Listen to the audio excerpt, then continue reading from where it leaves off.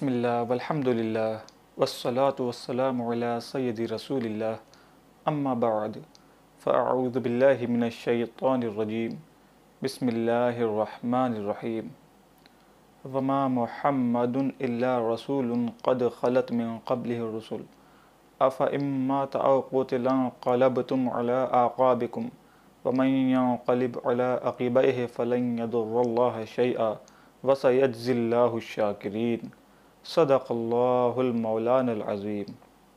عزیزانی وابقار، میرے ساتھیوں اور دوستوں، آئیے ہم اور آپ بارگاہ حسین اور تمام شہداء کی بارگاہ میں مل کر درود شریف کا نذرانہ پیش کریں۔ اللہم صلی علی سیدنا و شفیعنا و مولانا محمد وبارک وسلم، صلاۃ و سلام علیک یا رسول اللہ یا نبی اللہ یا حبیب اللہ صلی اللہ تعالیٰ علیہ وسلم۔ آنکھوں کے ساحلوں پہ ہے اشکوں کا ایک ہجوم، آنکھوں کے ساحلوں پہ ہے اشکوں کا ایک ہجوم، شاید غم حسین کا موسم قریب ہے۔ اے یزید تیرا تاج دو گھڑی کا تھا، اے یزید تیرا تاج دو گھڑی کا تھا، آج بھی ہے دلوں پر حکومت حسین کی۔ غرور ٹوٹ گیا کچھ مرتبہ نہ ملا، غرور ٹوٹ گیا کچھ مرتبہ نہ ملا، ستم کے بعد بھی کچھ حاصل جفا نہ ملا۔ سر حسین ملا ہے یزید کو لیکن، سر حسین ملا ہے یزید کو لیکن، شکست یہ ہے کہ پھر بھی جھکا ہوا نہ ملا۔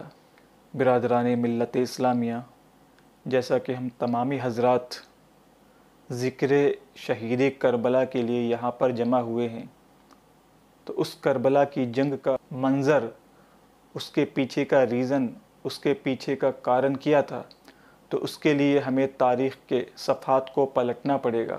اسلام کے 4 خلفاء کے بعد میں جن 2 حکومتوں کا ذکر آتا ہے، ان میں سب سے پہلی حکومت بنو امیہ اور دوسری حکومت عباسیہ تھی۔ بنو امیہ وہ حضرت معاویہ بن ابی سفیان کے نام سے جانی جاتی ہے۔ اس خاندان نے تقریباً 91 سال حکومت کی۔ ان کے سب سے پہلے خلیفہ حضرت معاویہ بن ابو سفیان ہیں اور سب سے آخری خلیفہ مروان بن محمد ہیں۔ اموی حکومت کا آغاز 661 عیسوی 41 ہجری میں ہوا اور اس کی انتہا 750 عیسوی 132 ہجری میں ہوئی۔ اور جو دوسرا دولہ ہے عباسیہ، ان کی خلافت 92 سال تک رہی اور ان کے سب سے پہلے خلیفہ عبداللہ ابو العباس اور ان کے سب سے آخری خلیفہ المعتصم باللہ۔ 750 عیسوی سے 862 عیسوی تک عباسی حکومت بھی قائم رہی۔ چونکہ ہم ذکر کر رہے ہیں عباسی حکومت کی، تو یہ عباسیہ خاندان حضرت معاویہ بن ابو سفیان کے نام سے جانا جاتا ہے۔ حضرت معاویہ کا شمار جلیل القدر صحابیوں میں کیا جاتا ہے۔ ان کے والد کا نام ابو سفیان ہے اور ان کا نسب ان کے والد اور ان کی والدہ دونوں سے حضور صلی اللہ تعالیٰ علیہ وسلم کے نسب سے ملتا ہے۔ سن 8 ہجری کو دائرہ اسلام میں داخل ہوئے۔ آپ کو حضور صلی اللہ تعالیٰ علیہ وسلم کے ساتھ غزوہ حنین میں شامل ہونے کا شرف بھی حاصل ہے۔ حضور صلی اللہ تعالیٰ علیہ وسلم کے لیے وحی بھی لکھا کرتے تھے اور آپ سے بہت ساری احادیث بھی مروی ہیں جو صحاح الستہ میں موجود ہیں۔ حضور صلی اللہ تعالیٰ علیہ وسلم نے خاص آپ کے لیے دعا بھی فرمائی تھی۔ حضرت معاویہ کی شہرت صرف سیاست تک ہی محدود نہیں، بلکہ آپ بہت بڑے فقیہ اور مفتی بھی ہیں۔ اگر کسی صحابہ کو کوئی مشکل پیش آتی تو وہ آپ کی طرف رجوع کرتا۔ آپ کا شمار جلیل القدر صحابیوں میں کیا جاتا ہے۔ آپ کی شہرت صرف سیاست تک ہی محدود نہیں، بلکہ آپ ایک مفتی اور بہت بڑے فقیہ بھی تھے۔ اگر کسی صحابی کو کوئی مشکل پیش آتی تو وہ آپ ہی کی طرف رجوع کرتا۔ حضرت ابو بکر، حضرت عمر، حضرت عثمان کی خلافت کے بعد جب حضرت علی خلافت کے منصب پر فائز ہوئے تو آپ اس وقت ملک شام کے گورنر تھے۔ حضرت عمر ہی کی دور خلافت میں آپ کو حضرت عمر نے ملک شام کے بعض حصے کا گورنر مقرر کیا تھا، اور حضرت عمر کی وفات کے بعد جب حضرت عثمان غنی خلافت کے منصب پر فائز ہوئے تو آپ نے ان کو پورا ملک شام کا گورنر بنا دیا۔ پھر ایک دور ایسا آیا جس وقت تمام ظالم حکومتیں خلافت کو ختم کرنا چاہتی تھیں۔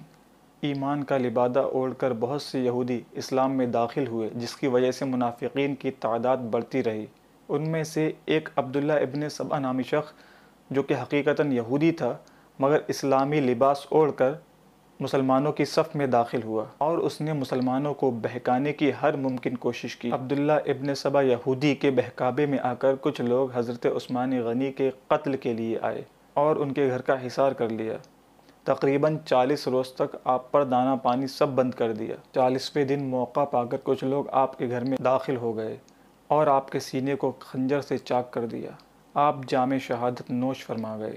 حضرت عثمان کے قتل کے بعد اسلام میں انتشار بڑھنے لگا تو فوراً ہی حضرت علی نے خلافت کو اپنے ہاتھ میں لیا، مگر چونکہ یہودی اسلامی خلافتی نظام کو ختم کرنا چاہتے تھے، اسی لیے انہوں نے منافقین کے ساتھ مل کر لوگوں کو برگلانا شروع کیا اور حضرت عثمان کے قتل کا بدلہ لینے کے لیے لوگوں کو اکسایا۔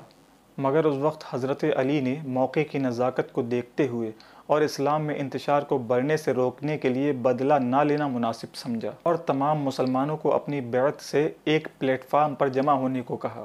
مگر منافقین نے ملک شام تک اس جھوٹی خبر کو پھیلا دیا کہ حضرت علی دم عثمان کا بدلہ لینا نہیں چاہتے، جس کی وجہ سے حضرت علی اور حضرت معاویہ کے درمیان ایک تنازع پیدا ہو گیا اور بہت سے صحابہ نے حضرت علی کی بیعت سے انکار کر دیا، جس میں حضرت طلحہ اور حضرت زبیر بھی شامل ہیں۔ اسی دوران 2 فتنے ایسے برپا ہوئے جس نے اسلام کی بنیاد کو جھنجھوڑ کر رکھ دیا۔ ایک فتنہ جمل کے نام سے مشہور ہے، جس میں سیدہ عائشہ رضی اللہ تعالی عنہا خود حضرت علی کے مد مقابل آئی تھیں، اور دوسرا فتنہ جنگ صفین کے نام سے جانا جاتا ہے، جس میں مسلمانوں کا بہت بڑا جانی نقصان ہوا تھا۔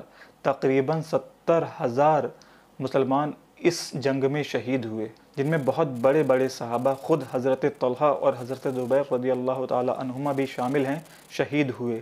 جب اس تنازع کی وجہ سے مسلمانوں کا بہت زیادہ جانی اور مالی نقصان ہوا تو حضرت علی اور حضرت معاویہ ایک بات پر متفق ہوئے کہ دونوں کی طرف سے ایک شخص کو حکم بنایا جائے اور وہ جو بھی فیصلہ لے گا اس کو ہم دونوں کو تسلیم کرنا ہوگا۔